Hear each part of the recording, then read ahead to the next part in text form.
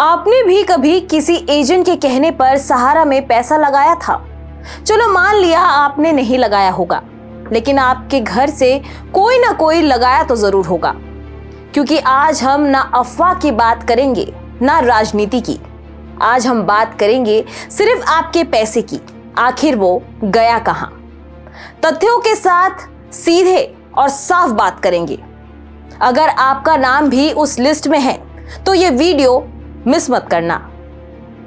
किसी ने छोटी सी बचत के लिए सहारा में पैसा रखा था, तो किसी ने जीवन भर की कमाई लगा दिया था, तो किसी ने बेटी की शादी के लिए पैसा रखा था, तो किसी ने बुढ़ापे के सहारे के लिए पैसा लगाया।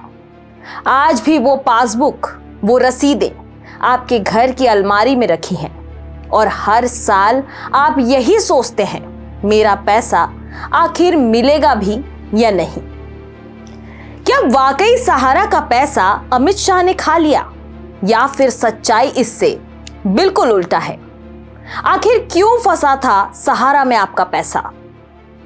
पैसा खाया गया या लौटाया गया?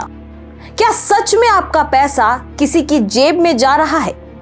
आज अफवाह नहीं, सिर्फ सरकारी आंकड़ों और कोर्ट के आदेशों की बात करेंगे। ये एक बहुत ही संगीन आरोप है और इनसे उन लाखों लोगों को बेचैन कर दिया है जिनकी मेहनत की कमाई सालों से सहारा में फंसी हुई है। लेकिन इस दावे में कितना दम है?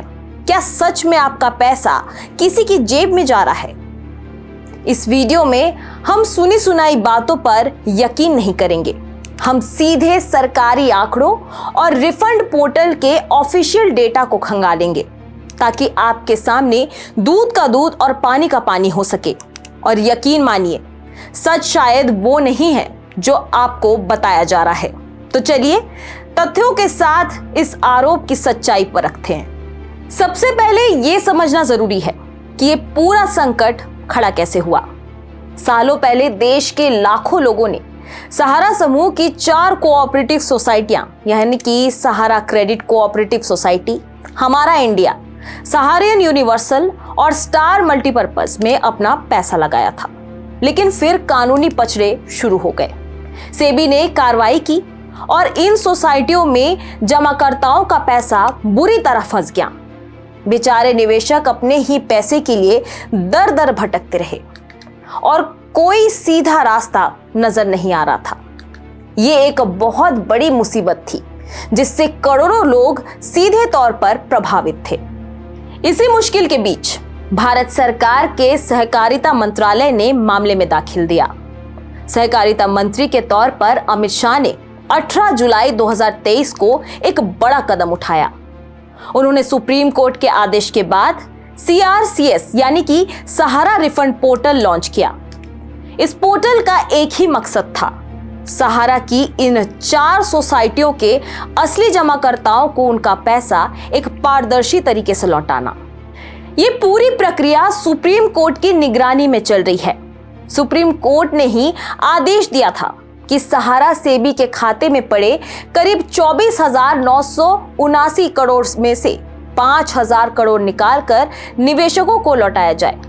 इस पूरी प्रक्रिया पर नजर रखने के लिए सुप्रीम कोर्ट के पूर्व जज जस्टिस आर सुभाष रेड्डी की एक कमेटी भी बनाई गई। इसका मतलब साफ है कि ये कोई मनमानी नहीं हो रही, बल्कि देश की सर्वोच्च अदालत की देखरेख में एक प्रक्रिया चल रही है। तो अब आते हैं सबसे बड़े सवाल पर, क्या पैसा वाकई खाया गया? इसके लिए हम वो सरकारी आंकड़े देखते हैं जो खुद अमित शाह ने संसद में पेश किए। लोकसभा में दिए गए एक जवाब के मुताबिक 35 लाख जमाकर्ताओं को 6,841 करोड़ रुपए से ज्यादा की रकम वापस की जा चुकी है। जी हां, आपने सही सुना, लगभग 6,842 करोड़ सीधे निवेशकों के बैंक खाते में भेजा जा चुका है। यह आंकड़ा बताता है कि पैसा किसी जेब में नहीं, बल्कि असली निवेशकों तक पहुंच रहा है। यह पूरी प्रक्रिया डिजिटल और पारदर्शी है।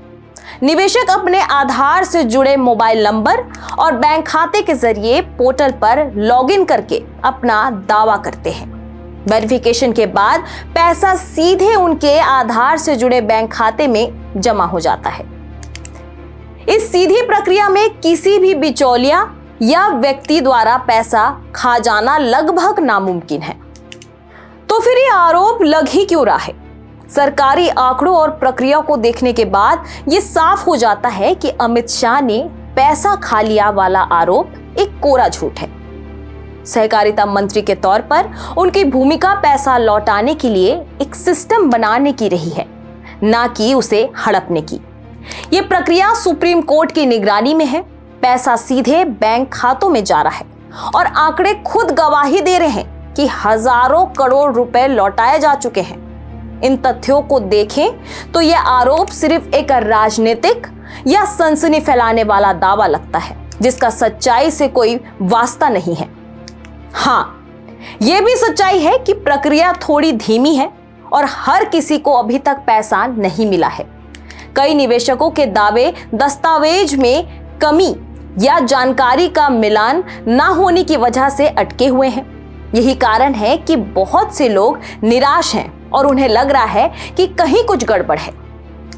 लेकिन दावे में कमी होना और पैसा खा जाना, ये दो बिल्कुल अलग बातें हैं। सरकार ने इन दिक्कतों को दूर करने के लिए एक रीसबमिशन पोर्टल भी शुरू किया है, जहां निवेशक अपनी गलतियों को सुधार कर दोबारा दावा कर सकते हैं। बल्कि सुप्रीम कोर्ट ने इस प्रक्रिया को पूरा करने की समय सीमा भी 31 दिसंबर 2026 तक बढ़ा दी है, ताकि कोई भी असली निवेशक छूट ना जाए। यह दिखाता है कि सरकार प्रक्रिया को बेहतर बनाने की कोशिश कर रही है, भले ही इसमें वक्त लग रहा हो। इस वीडियो पर आपकी क्या राय है, कमेंट्स में जरूर बताएं। वीडियो को लाइक करें, शेयर करें और चैनल को सब्सक्राइब करना ना भूलें।